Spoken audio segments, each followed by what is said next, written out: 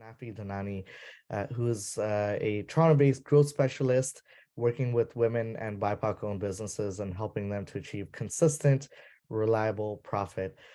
She runs her own growth agency and accelerator called Think Outside, and runs a conference designed for business owners called the Entrepreneur Support Week. Nafi, a pleasure to have you. I will ask you to take the stage. Well, hi, everybody. Just before we get started, I think there are a couple of polls set up that I'm going to launch. I would love to know where you guys are at with these. And if I can, I will tailor the presentation to accommodate where you're at there. Okay, I'm just going to share my screen.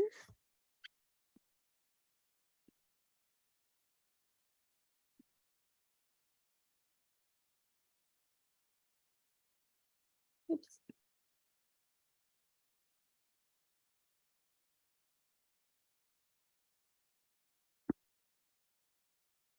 Just one moment.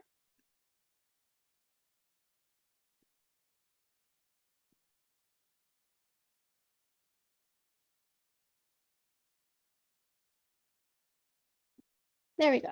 Okay, can everybody see my screen okay? You're good to go. Okay, amazing. Okay, so thank you guys all for being here.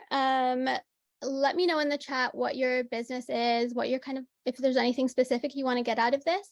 What we're going to be going through in this presentation is talking about how to actually make your business profitable and good for the long term. And then we're also going to cover a whole bunch of digital marketing tools that you can use, actually not only marketing tools, but also tools to grow your business.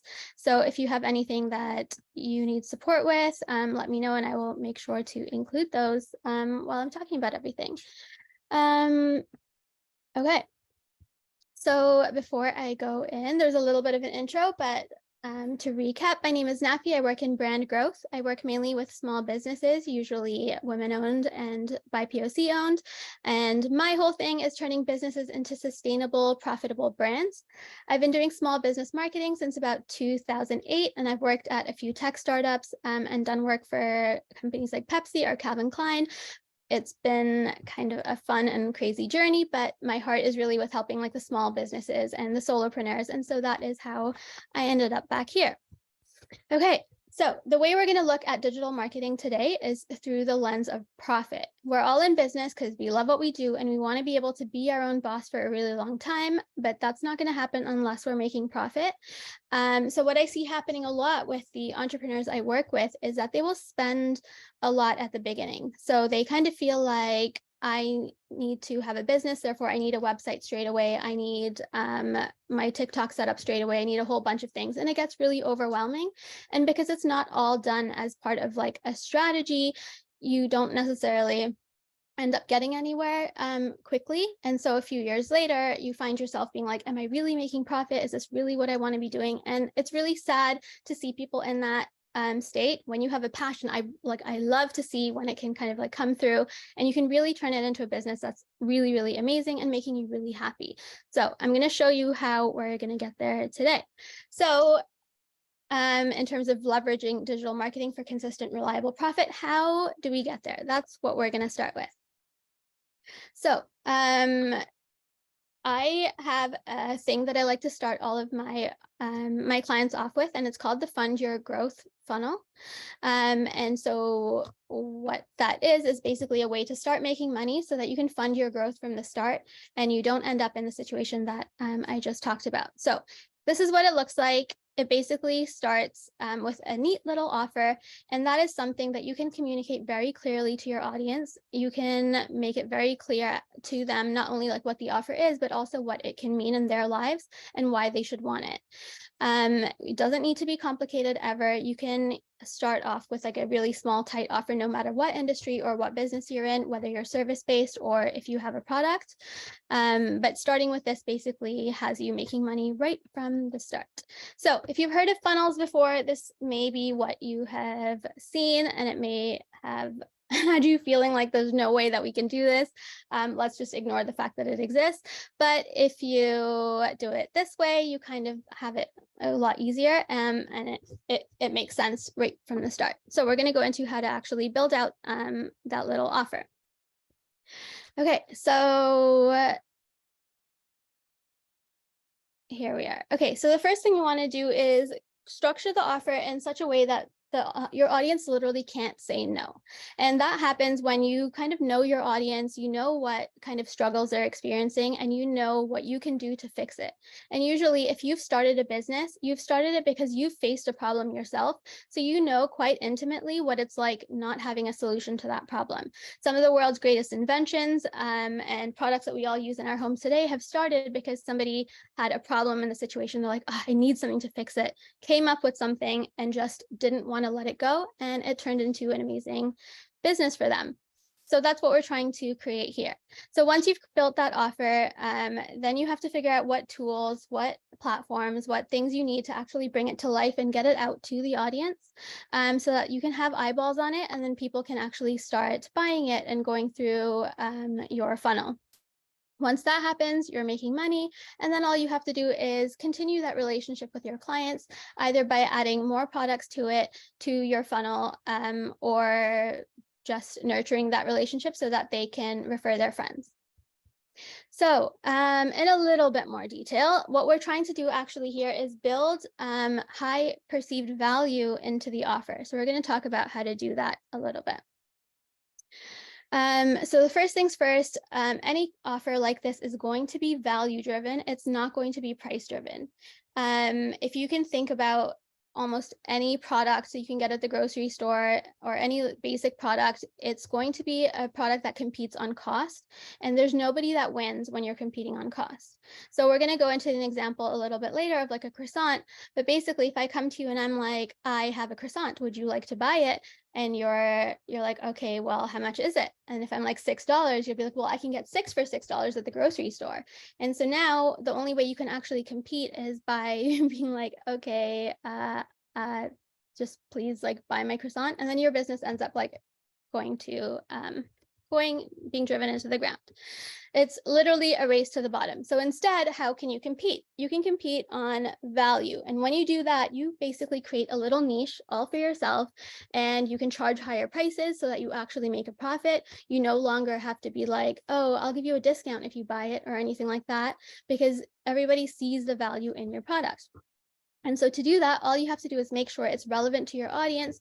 And when you talk about it in a way that increases that perceived value. So how do you build that? Where are we here? Okay. So the first thing it needs to be is packaged neatly. So if it's confusing and has a whole bunch of variables in it, it's going to turn people off right from the start.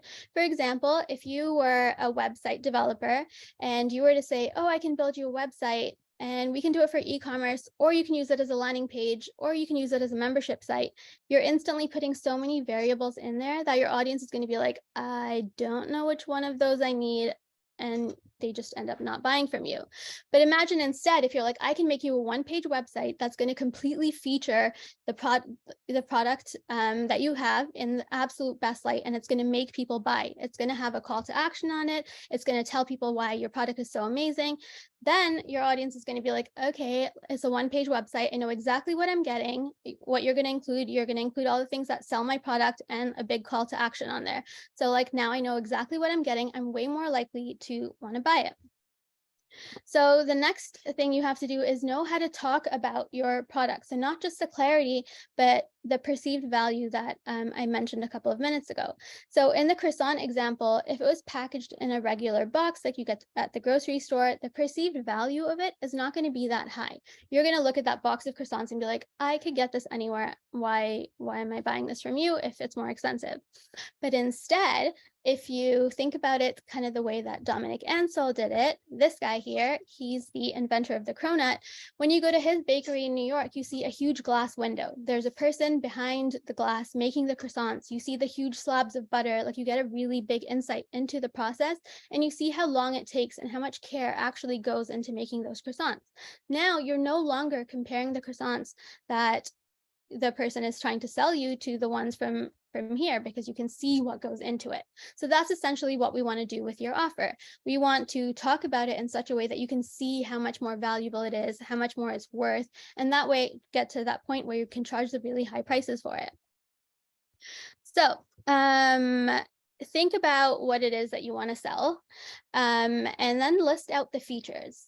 So it can be really obvious to you. You can be like, oh, everybody knows what a wheelbarrow is. Like, I don't need to say it has a wheel. I don't need to say it has handles. But that's not quite how it works. You want to take people through a buying journey. And so you want to talk about your product. Even if you think it's obvious, the person's going to want to know exactly what they're getting. So the way you want to talk about it is not just I'm selling a wheelbarrow and it has a tire and handles, because that's just going to make them think of Home Depot or Canadian Tire, and you're back to competing on price. Instead, you can list the features that it has on it that make you unique. So think about your offer, your product or your service, and think about like what actually makes it unique. If you're not sure, you can start looking at all of your competitors and kind of look at how they're talking about their product and what features they have, and be like, oh, I don't do it that way. I actually have it this way. My handles have like rubber on them. Now you can start to pull out the things that make you different and start building up the value of your product. So with this wheelbarrow example, if you're not saying it has a wheel, it can carry 500 pounds, what else can you actually say? To make life easier, I asked ChatGPT, and it basically gave me some examples of a built-in tool holder, or adjustable handles, and that is really cool. That's really different. When you think of a wheelbarrow, do you automatically think of a built-in tool holder? Probably not. Do you think about adjustable handles that like even a child, that makes it so that a child could use the wheelbarrow? Probably not. So those are the things you want to start drawing out, and you can increase the perceived value of your offer, and again, be able to charge those high prices and make profit, which is what we want.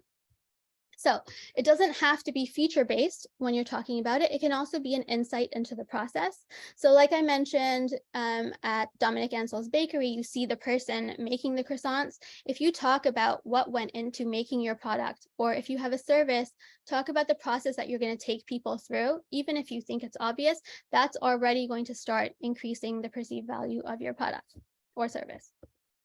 Okay, so once you have all of that, you have your offer, you figured out what it is, and it's clear.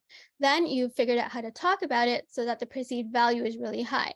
Then when you're trying to sell it, this is what else you need to do to be prepared. You need to know what objections your customer might have and have ready answers to kind of address any of them. So that way, if you're selling this expensive croissant and someone does say, oh, like I could just get it cheaper at the grocery store, you can say, well, actually, we use butter made in France. We import it all of this way. And you start using all of those unique things that we just discovered when we were talking about the perceived value, and repeat it. And so now you're responding to those objections, and the customer is going to be way more likely to buy from you. Other things you want to have handy are social proof. So that could be testimonials. It could be like case studies or use cases for your product. It could be showing people using it. There's a lot of ways to show social proof. So whatever your product or service is, you can ask ChatGPT to help you figure it out. It's a great tool. We'll highly recommend using it when you're planning out your marketing. Side note, just make sure you train it well about your products, tell it what it is that you do, and then tell ChatGPT to repeat it back to you and tell you about your product. And if it's going in the right direction, then you know you're going to get some good stuff. If it's talking about your product in a way that's not accurate, you need to start from scratch and make sure you're telling it exactly what your product is about. The last thing you want to have is the principles of persuasion. This is usually what you can do to make people buy like straight away. So this is where you'd be like, oh, there's only 5 in stock, and we're not going to get any for the next month. Now you've created urgency. You kind of have to buy now. And you've also created scarcity. So kind of build those into to your advertising, to your marketing, when you're talking about your offer, any of that. If you have all 5 of these things in there, you are going to be able to sell your product at a higher price and make that profit. So now that we know how to actually build a profitable business, starting small with only one product, don't worry about like the big goal for yourself. If you start small, you'll be able to like create that profit that's going to fund your growth as you get bigger. Okay, so now we're going to figure out how to actually find what we need to actually sell the offer and make people kind of go through this process called the customer journey. So if you have a business and you've been around for a while, you kind of have an idea of what your customer journey looks like now. But if you're starting from scratch, think about the customer journey that you want people to be taking. So for example, if you're selling this wheelbarrow and you want to sell it, you could maybe sell it in person. You could go shop it to Home Hardware and be like, can you sell this for me, and see if there's anything there. Um, and that kind of starts the customer journey. Then it's like, okay, well, what do I need after that? Do I need a way for them to collect payment? How do I get paid? And all those little insights start to tell you what tools you're going to need to make sure that your customer journey is seamless and you're getting paid. So let's look at this little example here. This is for a product-based business. So in this example, this person makes ceramics, like vases and things like that, and she fires them in a kiln, and they're really pretty, and they're handmade, and they're beautiful. She is just starting to sell them, so she goes to her local market. Local market is where she can start to get a little bit of exposure. People see what it is that she's doing, but if she just shows up there and someone doesn't have cash on them and they don't want to buy right now, she's going to lose a sale. She's not going to get the customers to buy from her later, because what if she doesn't go back? What if she does go back and that customer doesn't come back? So what else do you need to do? You need to have a way to follow up with that customer. So either get them to follow you on Instagram for a little incentive. Maybe you have a giveaway, something like that. The next part is to take advantage of that interest. Make sure that you have a place where people can see your offering. And so in this case, for this girl, her name is Sarah, by the way, and she has an e-commerce store that she's created on Shopify. But when she was going through this process and starting, she didn't know that she needed an e-commerce store. But when she mapped out her customer journey, she's like, I need a way for people to buy from me if it's not at the market and they've never seen me there. So she's like, I need an e-commerce store. So she created it. Then when it comes to actually like buying the product, how do you accept payments? You have to think about all of these things. Each step of your customer journey is going to require a different tool or a different thing that you need.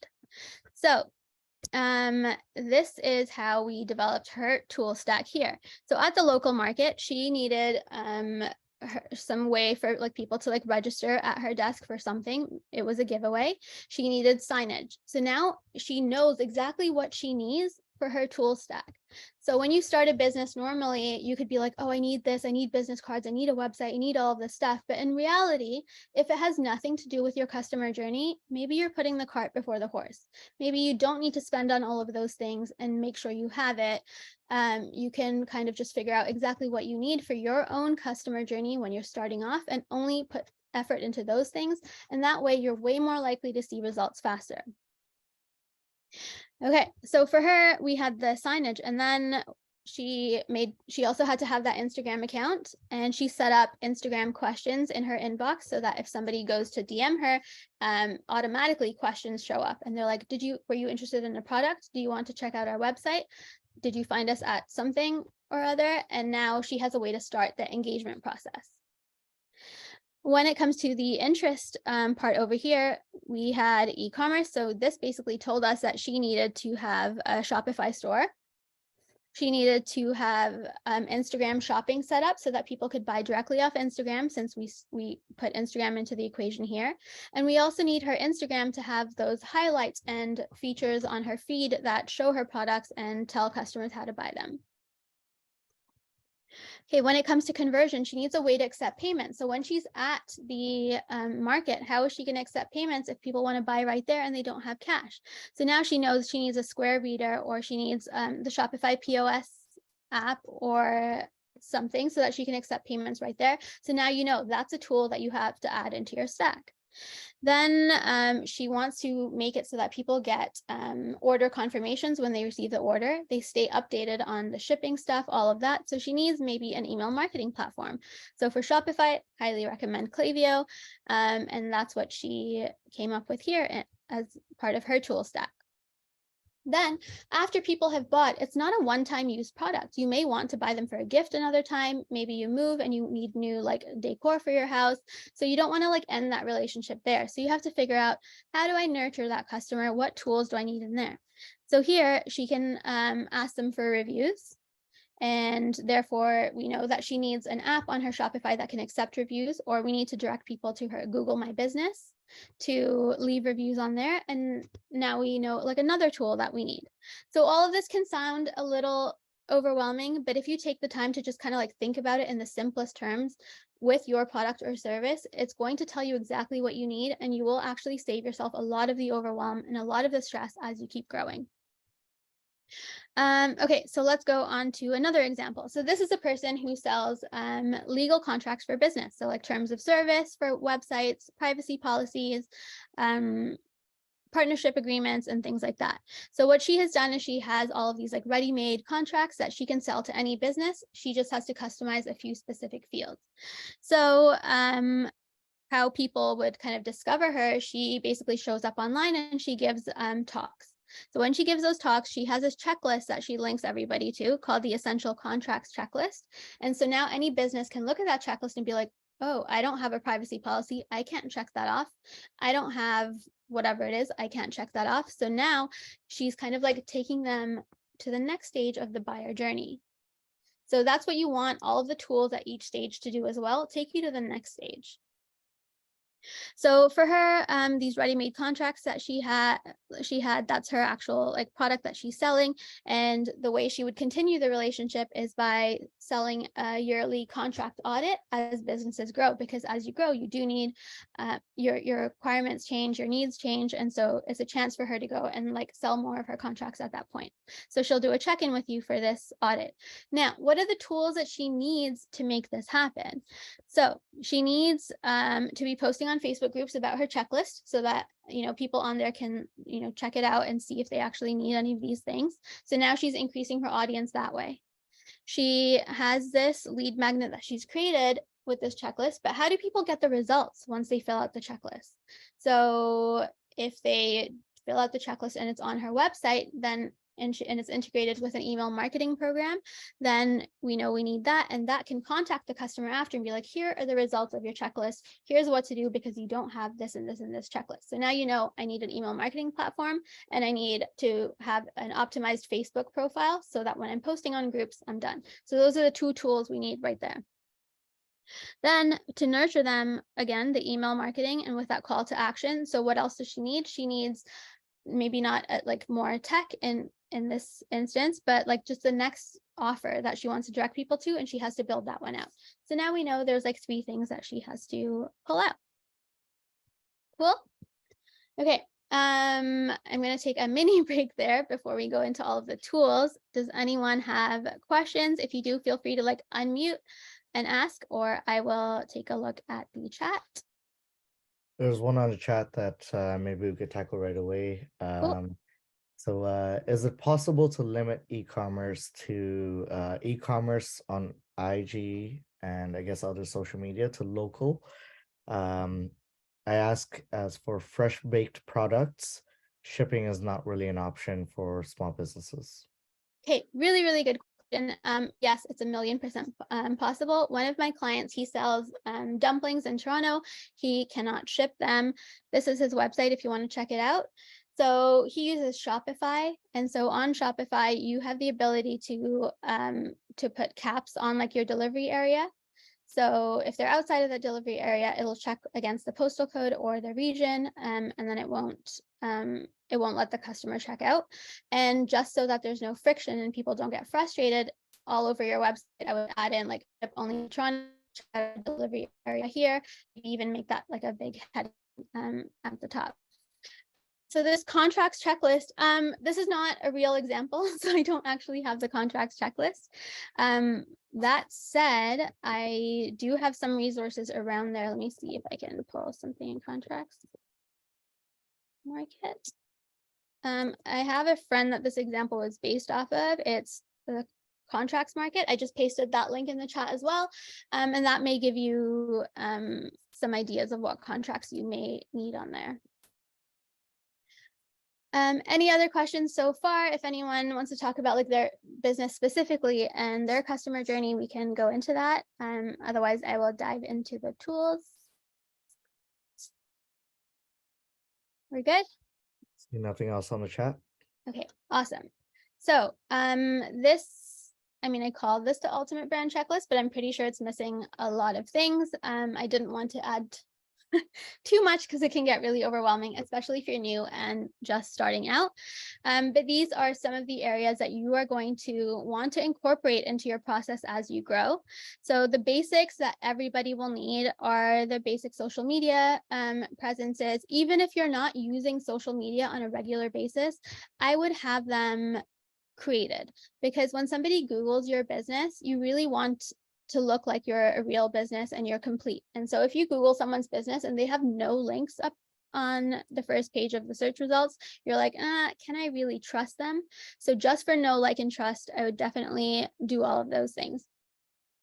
The other things you need are brand communication. So I mentioned I always start my clients with the fund your growth funnel. And if they're already making money, the next step is figuring out their brand messaging. So that is their positioning and their brand personality, because that basically writes all of your content for you. If you don't know that, you're probably going to end up being like, oh, I have to post on Instagram. What do I write today? And sitting there for like an hour and just absolutely having no idea. Once you figured out your personality and your positioning, you're like, okay, I got it. You know exactly what you're saying at all times. It's absolutely great. Highly recommend that as a process if you haven't done it yet. The marketing, I feel like we all know a lot about that, and we are going to go into a few tools for that. But the main things that you want to do as part of your marketing is figure out a way to get new audiences to learn about your product. Because if you aren't increasing the number of eyeballs on your product, you're probably not going to be able to sell a lot for a long time and make profit. So you can do that through the content SEO, your regular social media. Like there's a lot of ways to kind of do that, including paid ads. So I'm not going to focus too much on paid ads today at all, but it is a possibility. And if you ever want to talk it out, feel free. There's a little link on the bottom right of all of the slides. If you visit that link, you'll be able to book like a free session, and it's not any kind of discovery call or a sales session or anything like that. I do about 200, 300 of these sessions a year to actually help small businesses and figure out what it is that they need to be doing next, or help them kind of knock out like a big thing that they have in there. And that's because my mission is to make entrepreneurship accessible. I'm honestly here to help. If you have questions, feel free to message. There will be an email and stuff at the end of this that you can email anytime. Okay, so let's talk about the tools a little bit. I've separated them into a few categories. Stop me at any time if you want to kind of like have a preview of the tool, see what it looks like, or learn how to use it. So when you start off in business, these are the absolute basics that you should start with. Your business name. So back to that wheelbarrow example, if you have just come up with like Andy's wheelbarrows, you're missing out on a really big opportunity. So I would 1,000,000% put a little bit more effort into that, because the same way we talked about increasing the perceived value of your offer, there's also the idea of increasing the perceived value of your brand. And so your name can actually really, really help do that if it stands out, if it's memorable, and if it's not just like everybody else's. So there's this book called Hello, My Name is Awesome. I can get you a free copy if you want. I'm happy to send it to anybody. It basically takes you through figuring out a name for your business. So if that's a struggle, highly, highly recommend it. You can also play around with ChatGPT and ask ChatGPT to generate, uncommon or unique business names after you tell it your business idea. Once you have a few names and you want to see if you can get the social handles or anything like that, you can go to namechecker.com and it will show you which handles are taken and which are not. We talked about the social media a little bit. If you have a physical location, make sure you populate your Google My Business, because that's a really great way for you to be able to show up on search. So I think for the bakery, that could be really good. Ideally, don't put your home address on there. Only do it if you have a real location, only because a lot of my clients have put their home addresses, and well, A, it's dangerous, and B, they will also probably take down your listing after some time, because it's not a commercial space. or an actual business space. When you want to buy domains, there's Namecheap. All of these tools, by the way, will be on this link. I'm going to put it on there in the next couple of days. If you want to get an email when I actually put together this giant tool list, then you can just enter your email there and I'll send it to you. Okay, let's move on to visual branding. Yes, Evelyn, send me your email. You can message me on Instagram or here and I will get that to you. No problem. Okay, visual branding. This is like the funnest stuff. I can spend hours and hours and hours looking at color palettes and looking at ways to, oh no, I forgot a really big one in there, I think. I'm gonna put it in the chat. Okay, so these are all the places I look for inspiration. The first one is design inspiration, and there you can basically type in a color or a feeling or anything. It'll give you a whole bunch of images and you're probably going to be like, this is not what I searched for. But if you click on one of them and because you like the color and the vibe of it, you can see the color palette from it on the right, and you'll be able to take those colors and kind of incorporate that into your own branding if you really like them. It's a really great way to get inspired. The other one I just popped in the chat. I love looking up random like assets. So I was creating a brand for a flamingo. So I searched flamingo on there and then I clicked branding and it gave me some really cool logos that everyone else has done, kind of gave me some inspiration for colors. So then I was able to create a really cool brand for this flamingo company. If you just want to look at colors in general, Adobe Color, you can actually upload any image that you like and it'll take out the colors from it. You'll be able to like isolate those and get the hex codes for those so you can use it on your own website. And then the other ones are just ways to like play around with colors. My favorite part of everything.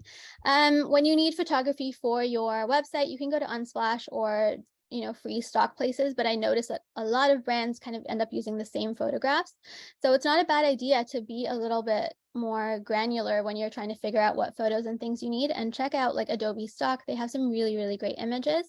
And I think you can get 10 free images when you sign up for their subscription. And then if you don't need more images, then you get 10 free ones. It's great. For graphic creation, Adobe Express is awesome. There is an alternative to Canva. And you can actually also make a lot of your Instagram posts in Keynote.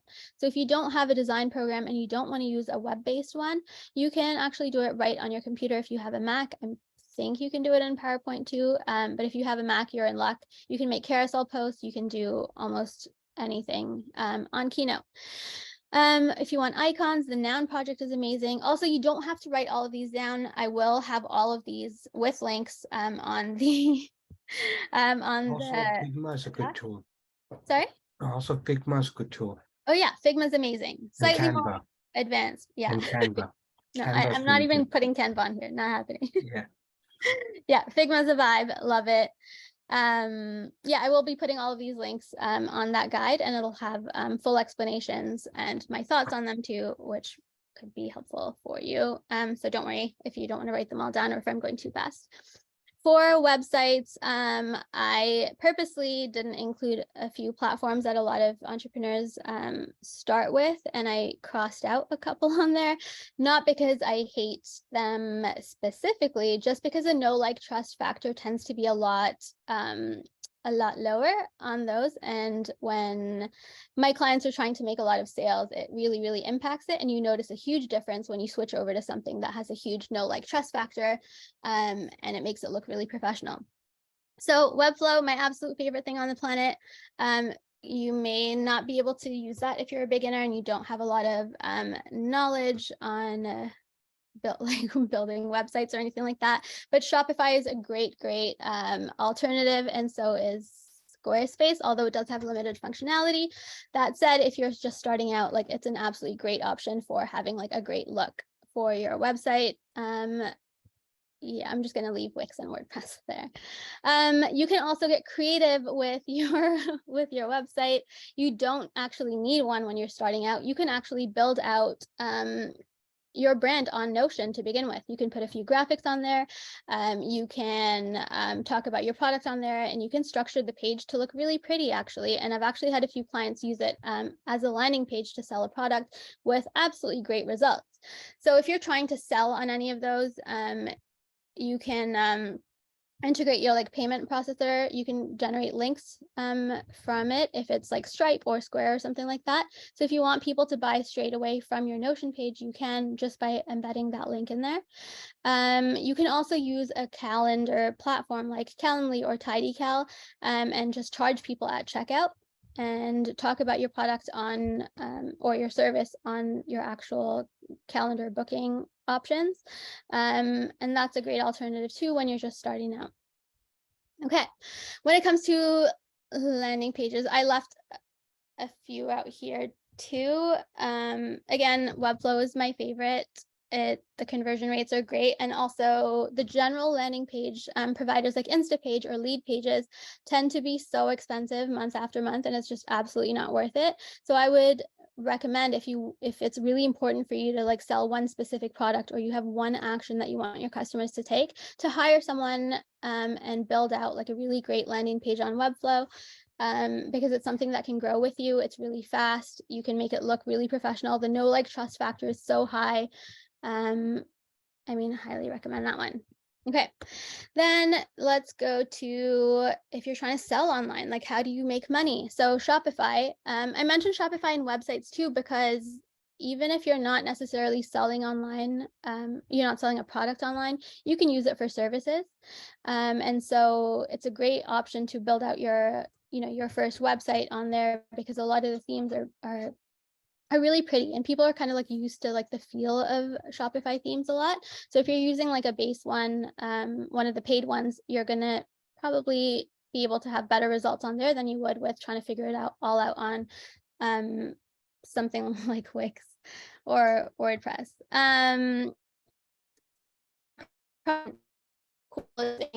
Because on Stripe, it's technically free. You only pay about 2.9% plus 30 cents a transaction, I think, like that. But what you can do is create payment links for your individual products. And when you create those payment links, you can brand them. So you can put your colors on there, you can put your logo on there, and actually the conversion rate on those, if you're just sending somebody like a payment link, is actually going to be a lot higher than you would expect. And you can kind of put bundles on there on that checkout.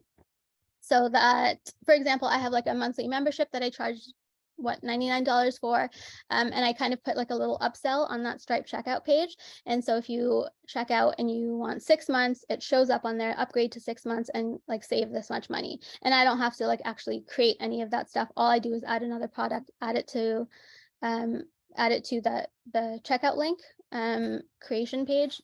I can show you this in real life if any of you want a call. I'm happy to like go through all of these like hacks to get your business online. No problem. It's so fun for me. If you are using Shopify, there's apps for shipping like ClickShip, and they can make it a lot a cheaper for shipping out your stuff, because shipping costs really add up. Question here: what do you think about selling products on Amazon? That really depends. If you have your brand fully set up and you have a product that's really hard to duplicate or replicate, then I would say go for it. It's going to be kind of great for you, especially if you're already making sales, it's proven and nobody else can copy it. But if it's a relatively new product, it's going to be easy for people to kind of like get it, to source it or to create it from scratch themselves. Then you're probably going to get priced out so quickly, and you're going to lose a lot of your money that you put into any inventory, because people are going to have cheaper options on Amazon or almost equivalent options on Amazon. For subscriptions, you can do like email, like paid newsletters using a thing like Substack or Beehive. So again, you don't necessarily need a website for those. You can just have like a subscription. If you have something of value to offer, you have expertise in a specific field, that's a really great way to start making money right off the bat. And then there's things like Patreon, where you can, kind of create little like community memberships for access to you or access to some products or something that you have. There's a few like that. I can't remember what the other one's called right now, but really great way to start, like kind of bringing money in. For a lot of these, even if you don't have your own separate payment processor, they're probably built in, or they will accept, will let you integrate with Stripe or Square or whatever you have. So it's a lot easier than it used to be 10 years ago. When you're selling online too, you really want to be able to nurture your audience and be in touch with them via email a lot. It's going to be one of the biggest drivers of your sales if you're using it correctly. For example, say, I mean, you've all seen like the abandoned cart emails that you get when you leave something in your cart and don't check out, incentivizing you to actually go back and check out. But there's also things you can do, like send post purchase behavior influencing emails. So say somebody's checked out and they've bought maybe $200-300 worth of stuff on your website. If you email them and you're like, oh, well, you can just add this $50 product to your thing. You won't have to pay any extra shipping. We'll just bundle it in and you can get it for 10% off if you add it in the next 24 hours. Now you've increased the value of your order, of their order, and you're just making more money for an automated email that you only had to set up one time. So there's a lot of ways you can use email marketing to do little things like that. So if you are selling online, make that a priority. It's going to be great for you. Okay, so when it comes to those email marketing platforms and you're using Shopify, use Klaviyo, maybe Drip, but leave the rest. Klaviyo will, manage data really, really well and allow you to create really cool segments of your audiences. So you'll be able to like segment somebody who's spent a certain amount of time on your website, checked out once, like 6 months in the past 6 months, whatever it is like that. You can get really granular with it. And that makes your emails that you send out a lot more relevant and contextual to your audience. So they have a lot more impact. As you can see, because I drank a lot of Haterade this morning, Flowdesk and MailChimp are crossed out on there. Flowdesk doesn't have a lot of functionality and they don't use data so great. And MailChimp, I would just use Klaviyo or Drip. So, if you're using those right now, like no shade, I'm sure they can definitely work like great for you. But if you haven't, locked into one, then I would do a little bit of research and check out what the capabilities are of the other ones. After you have somebody that's signed up with you, if they bought a product from you or if they have a service from you, you can put together a little onboarding process. And that's a really, really great way for you to nurture that relationship with your customer, to build your brand for profit for the long term. So for example, if somebody bought the wheelbarrow I was talking about earlier, I could automatically send them a guide the next day being like, wow, like you got this wheelbarrow, here's like cool ways to use it that you never realized you could before. And so now the customer is like, oh, I can use it for all of these things. They're probably going to love their purchase way more. And they're probably going to talk about you and refer you to their friends. So don't sleep on the onboarding stuff or figuring out how to like continue that relationship with your clients after they purchase from you. You've already put all of the work in to do it, to actually get them to check out. So, don't let it go there. It would be an absolute waste. When it comes to customer delight, kind of what I talked about now a little bit, but also show up, be personal, have personal relationships with your clients, especially when you're small, because you can't do that when you're big. But if you do that when you're small, you're going to have so much word of mouth, you're going to have so much business, and you're going to have a lot of insight into the way that your customers are shopping or thinking about your industry or products in your industry. And it's going to help you steer your business in the way that's going to be more profitable for you in the long term. Okay, when it comes to finances, if you have a service-based business and you just need to send invoices and you don't need a Shopify store or whatnot, you can use Stripe like we talked about before. You can also use an invoicing platform like FreshBooks or HoneyBook, and kind of like manage your customers a little bit on the money side through there. If you are just starting, sorry, bless you. If you're just starting and you don't have a bank account or anything set up, I would highly recommend looking at the RBC e-account. It's free or $5 a month, and you can basically use it a bunch as long as you're not doing in-person transactions and it's all digital. And it's a great way to save money when you're just starting up. When you're tracking your sales and you want to like be consistent with everything, and you're finding it hard to keep track of all of your stuff, highly recommend a tool like ClickUp or Asana. There's a bunch more. Literally in love with ClickUp. I've like given up all my tools for it. Happy to give you a demo of that too. It is the coolest. Okay, so these are like the really fun ones that I spend a lot of time on. We talked about ChatGPT a little bit. There's specific machine learning AI tools that you can use just for writing copy, and so those are CopyLime, Copy Jasper, all not cheap. So if you know how to work with ChatGPT and you know how to like train it a little bit, you can get a lot out of it, and it's going to be a lot cheaper for you. I think it's like $20 a month right now for the pro version. You can also use the free version. You just might have capacity limits or whatnot. There's a thing called Help a Reporter. So Help a Reporter Out, I think it's called helpareporter.net. I can't remember the link, but it will be in on the links guide that I will have put together. And if you sign up for their emails, you'll get email blasts from a lot of like reporters that are looking to write articles and stuff like that. So it's a way to kind of maybe get free PR if you respond to some of those emails. So for example, one of my clients, I think Food Magazine or something like that, one of the journalists that had sent out a prompt was about looking for like a woman-owned like food brand or something like that, and so she responded and she got featured and got a lot of like really great press from it. So highly recommend checking that out. Warm Welcome is so fun. It's a little video that you can put in the bottom of your website to actually show up, talk to your customer, have them see who you are.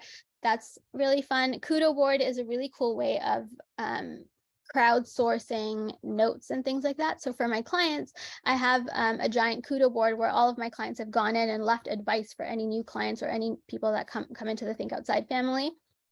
And the advice is really sweet and really nice, and it's all like very encouraging. So it's a way to like create that customer delight with my clients, and it's beautiful. It makes me feel really good that it exists. There's cool apps like Buoy. It's a little thing a little widget you can embed on the corner of your website, and if you click it, it can like all these little links can pop up. So if you want people to know that they can book a time with you at something, when they click that little like buoy instead of a chat window, it'll say like book a call here, or like send us a quick message here, or you can make it link to other websites. You can do a lot with it. Okay, this part, when it comes to analytics, when you have a website live, definitely always have Google Analytics up and there. Also activate Search Console. Make sure that you have a sitemap on your website so that Google knows how to crawl it. I think that's might be a little detailed for some of us, but it's a lot simpler once you kind of like start and get in there. And if you have questions, feel free to message. We talked about like owning your presence so that you show up on the search results. If you have all of these kind of like activated in there, then you know when somebody searches you, you're going to show up, and you can control what people think about you, which is great. On your website, there's a cool little thing you can do. You can right click and go to inspect, and at the top you'll see a bunch of little tabs that you can kind of click on. I can show you after this presentation too, but one of them says Lighthouse. If you click a lighthouse and you click analyze, it'll give you insights on your website. It'll tell you if it's too slow. It'll tell you if it's not great for accessibility. It's a really cool tool to help you kind of see like where your website is lacking. Maybe your images are too big and your site is loading slow. So that's a good way to tell. There's things like Hotjar or Popcorn. If you have a Shopify store, you can check out Popcorn. You can basically watch people browse your store. I mean, you see their like screen, you don't see them. So it's a little creepy, but not as creepy as it could be. And you can get an idea of where they fall off, like what links they don't click, what sections of the page they don't even get to. So you can, you know, figure out how to like optimize your website if they're missing stuff that's important. Okay. Close to the end now. These are the best practices. I mean, I can't say how important these are. We talked a little bit about, like at the beginning, about kind of like diving in and feeling like you need to do a whole bunch of stuff because other businesses are. You don't. Don't do any of that stuff. Actually, figure out your customer journey, what's important for your business, and do those things, because those are the things you're going to be able to scale and create profit from in the long term. It's also really easy to be like, oh, like, let me just like put my Facebook page together. Done. It's done. It's done. You know, check off that list and then feel like you've done a really great job, pat yourself on the back, but it's probably not going to work so well. And you might have to go back to it later. It's a good idea to do it with intention and be like, okay, well, what do I need my Facebook page to say so that people check out according to my customer journey, and make sure that it is kind of like thought out and it's on there. So some people say done is better than perfect, and that's totally true if you're an overthinker. But if you're trying to like build your business long-term for profit, spend time on some of these specific things that we talked about, things that come out of your customer journey, because those are the things that are going to lead to profit. Okay, owning your audience. So there's a lot of people who've built up really big audiences on TikTok or Instagram, and then their accounts have either been hacked or taken down or something like that. If that happens, you've lost all of that goodwill, all of that leverage that you've built. So make sure that you put little pieces in your process to get customer emails, to get their contact information, so that even if your account gets hacked, you're able to still contact them and still kind of like sell to them and nurture your relationships with them. You don't want to lose all of that work. It's such a shame, and it's really, really sad when that happens. We already talked about this one, planning according to the customer journey. That will make a huge difference, again, in terms of being able to actually put intention behind everything that you're creating. And then having that clear offer and the clear next step for your customers. If you already always know what that next step is, or have clarity of, the actions that you want them to take, then you're going to be able to actually build your business for the long term, and it will be amazing for you. Okay, I think that is the end there. Let me see if there are any questions on here. There's a question by Luis. Mhm. Okay, let me read this out. So just imagine that you have a business established with your identified customers, as well as an established website. The question is, how are you going to go about starting to build your digital marketing activities from scratch? So, for example, apply tools like Google Analytics and tags on the websites to track customer browsing, the journey, and approaching targeted customers through social media ads. Where should they start? Okay, so this doesn't sound like you're starting from the beginning at all, but if you have all of those initial kind of beginning steps done, amazing. Let me see here.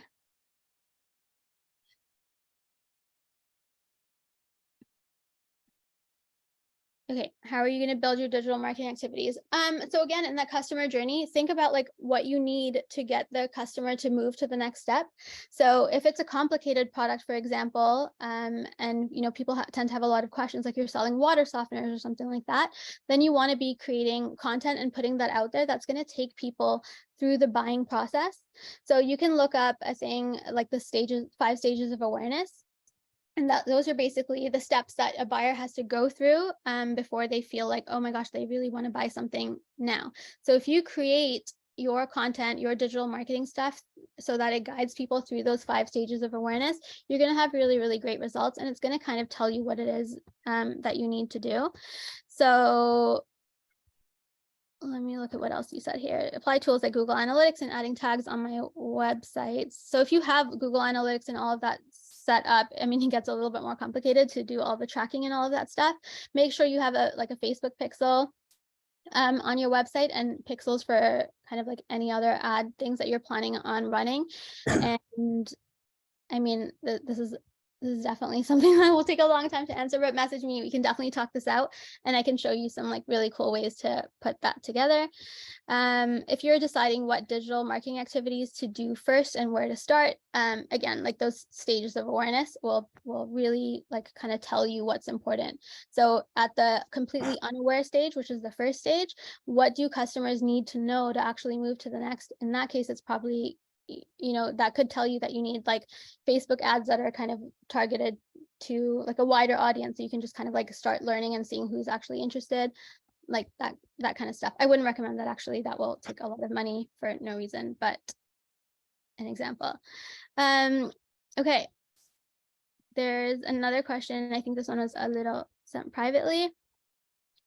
if you would be able to help with a problem of converting Facebook paid leads to actual paying users. Okay. What is your business My addiction? business is Mhm. Lowe's Addiction Therapy Inc. Yeah. We provide online virtual Lowe's addiction treatment offerings for anybody, anywhere at an affordable cost. Okay. So basically, what I have done is I'm actually spending doing paid ads for Facebook, which are actually coming in terms of leads. Mhm. And I have a chatbot that's set up to actually ask them questions relating to like who's for and like where they are located and like um, information like phone number and email collecting. Mhm. And then, well, we say like we actually will reach them out, and someone from the company will reach to them in 24 hours, right? Mhm. But then I feel like well, I'm not sure what's wrong, but maybe it's the way that we communicate it, follow-ups, but like it's just not converting into paying customers. Okay, so it sounds like if people are filling out that initial form and you are getting those leads, then you're doing something right. Yes. Then again, like look up the stages of awareness and be like, okay, so now if people have already passed the unaware stage, now they kind of like know that they have a problem. They've done enough to get themselves to the stage where they're actually kind of looking at options or considering this. What content do they need to know at that stage? And make sure you're sending them content that doesn't necessarily be like, here, buy now, book now, but it's like, okay, well, you've expressed your interest up to this point. So now let me give you the content and like the reassurance that you need to actually move to the next stage. And then you'll start seeing those leads will actually like start turning into things. Again, that's obviously going to be a bigger conversation, but happy to talk that out with you. Okay. I booked a session with you, so hopefully we can get down to it. Cool, cool. Thank you. Are there any other questions, comments, concerns, anything you want to look at? What is Facebook Pixel? A Facebook pixel is a little tiny code thingamajig that goes on your website that allows Meta to track customers on your website. So you want to have this on there even if you're not running ads, because you can start gathering data on your audience right now. And if you are selling online or anything like that, then you're going to be able to specifically target your ads to people that have spent time on your website, have already expressed interest in that way. It doesn't really require coding. It's just like a little snippet that you kind of paste into your, depending on the platform, you just paste it into wherever you see all of that code stuff. I think it goes in the head section. It's quite simple. Once you like create your Facebook pixel, it gives you like an embed code and it tells you how to do it. But again, if you have questions with that, you can message me too. Any more questions? I know I talk really fast, so if there's like something you missed, I'm happy to go back and talk a little bit slower. Let me know. And don't worry, it is all recorded, so you can all go back and go through it at your own pace too. But we still have time with Nappy, and I know she's got tons of resources, so feel free to ask your questions.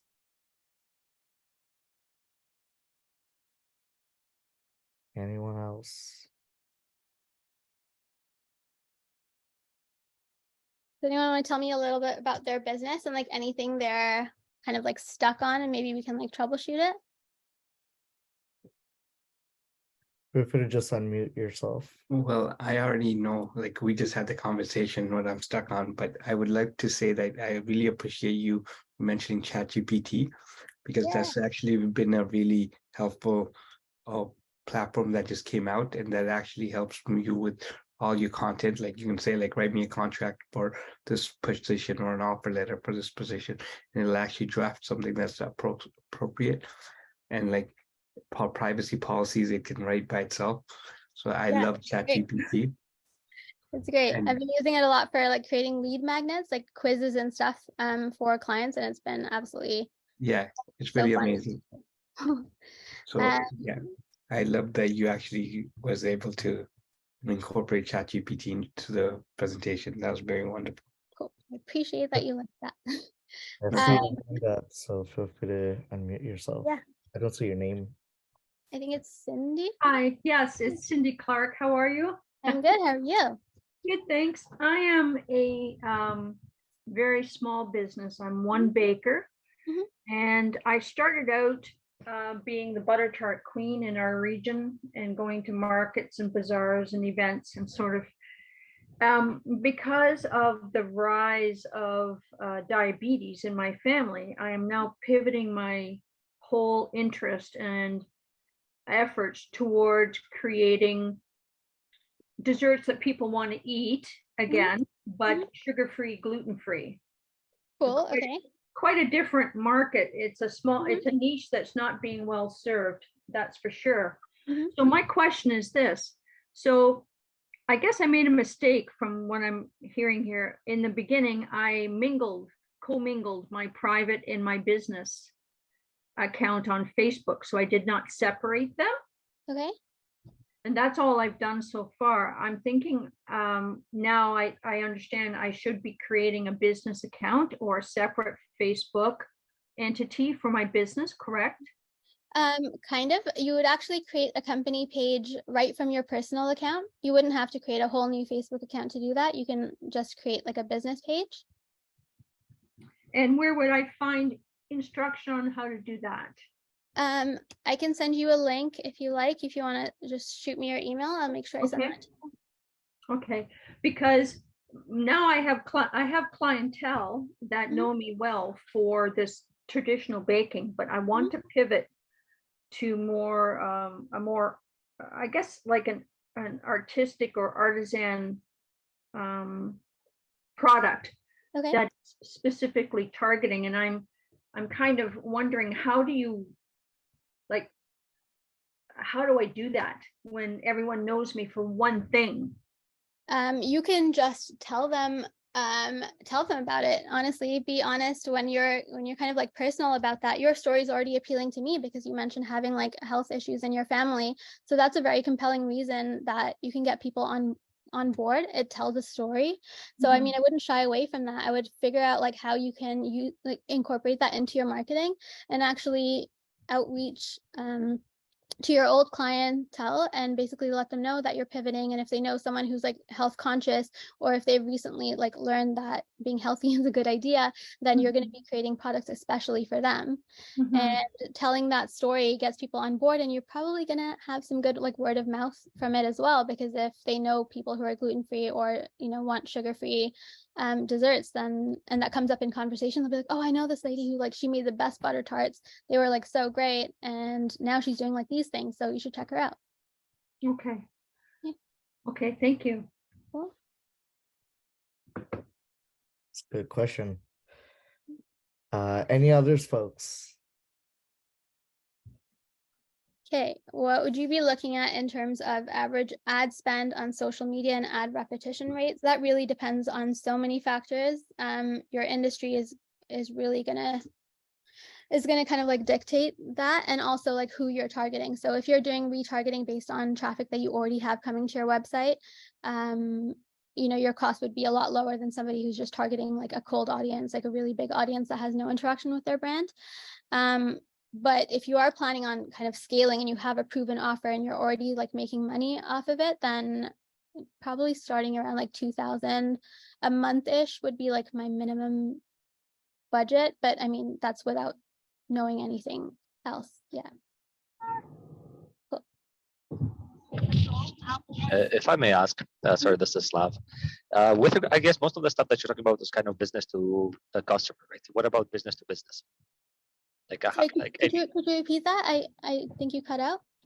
For doing it business to business instead of business to client. Oh, all of this is definitely catered business to business. I use all of this stuff for my own business, and I'm mainly B2B completely. Did you have like a specific type of business that you're targeting, or like a specific? I mean, it's a product that we're trying to kind of develop, and I guess eventually have a website. But right now, we're actually going to specific businesses or clients, let's just say, that would either want to buy it, or again, we're still kind of on the process of finding people to do a pilot and Mhm. confirming one that I mean, yes, it's the product has been confirmed that it is works Mhm. and functions as it's supposed to. Okay. But just kind of trying to set up a couple pilot projects before we maybe start looking for seed funding.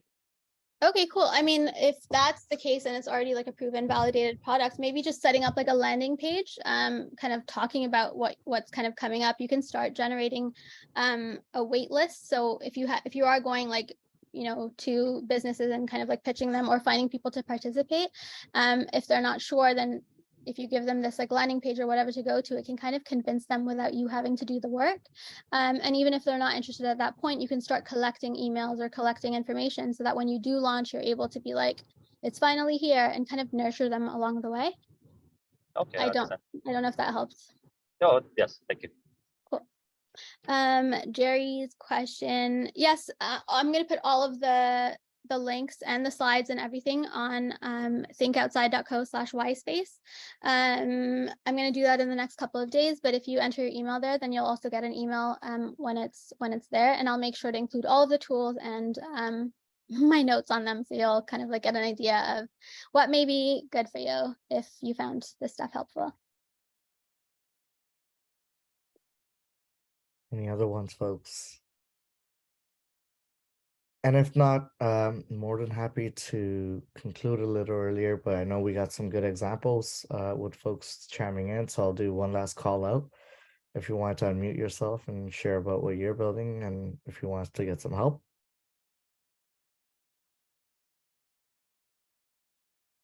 All right. Actually, before you go, I just need to like pull an email that somebody has sent me to send the book to. If anybody else wants that, hello, my name is Awesome book, then let me know. I'll send it out to all of you at once. That's all. Sorry. Cool. Oh yeah, Cindy wants that as well. Okay, just pop your emails in there, or you can just send it to me on the website. There's a contact form at the bottom. You can send it on there and I'll get it to you. So thinkoutside.co or pop in your email right now in the chat. Okay.